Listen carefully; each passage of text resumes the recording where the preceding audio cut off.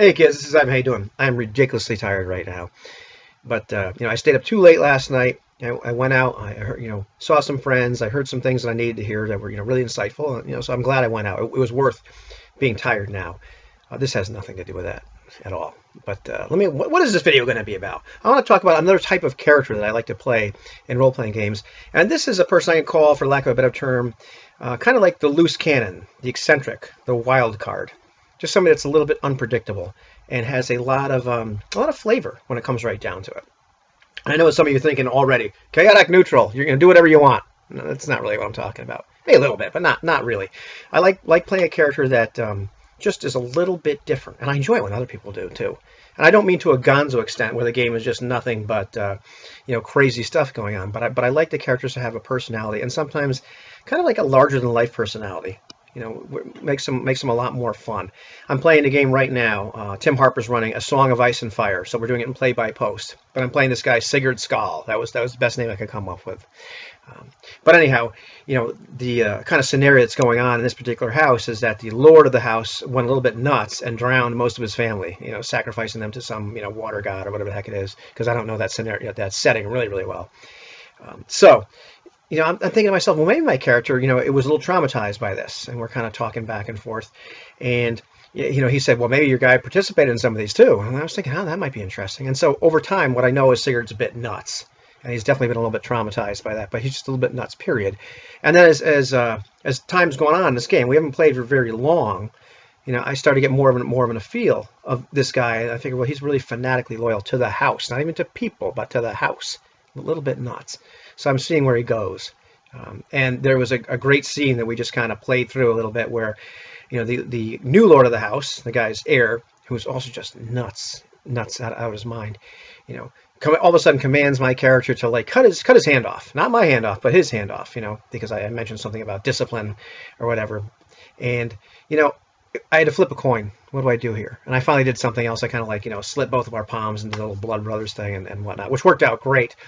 But it was funny because I PM'd Tim and said, I know what you would do in this situation. I know he likes to be a little bit nuts when he's a player, like a kid in a candy store running around.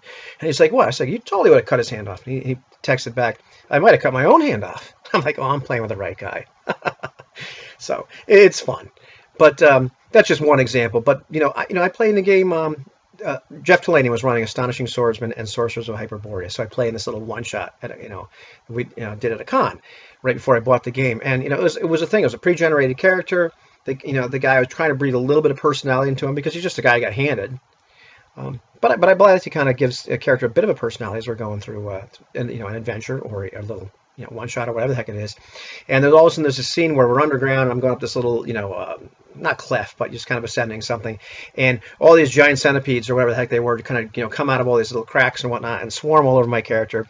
And so I just start screaming at the top of my lungs. Like literally I started screaming, stood up, screaming, get them off me, get them off me. And all of a sudden my character had developed this giant phobia of bugs. Giant bugs, but all insects. And from the remainder of the adventure, he was just poking around cracks, and he became very paranoid. I didn't know that about my character at the time, but it just became more fun, and so he became a little bit more of a wild card. He did some other things that were pretty nuts, and not like over the top, but I like to breathe the personality into people, and sometimes they're just a bit of a wild card. I don't know if any of you can relate, but I like that. And it doesn't have to be over the top and just comical or just that whole funhouse type thing. It can be a little more subdued, but I like characters that are just a little bit unpredictable, that are a little eccentric, kind of a wild card. And sure, I like playing a character that has goals and motivations and is very logical and whatnot. And I enjoy playing a stoic character, just as much. But I like those times when I can have a character that has just as many goals and motivations, and I kind of figure out what they're all about. But they're just a little bit weird. A little bit off, doesn't have to be major, but something. They just have some quirks. Maybe they have some phobias. Maybe they have some flaws. Maybe they have whatever, some personality quirks that breathe life into them and make them interesting. And maybe they're just a little bit impulsive or unpredictable, or have some other motivation. So it just doesn't really make much sense.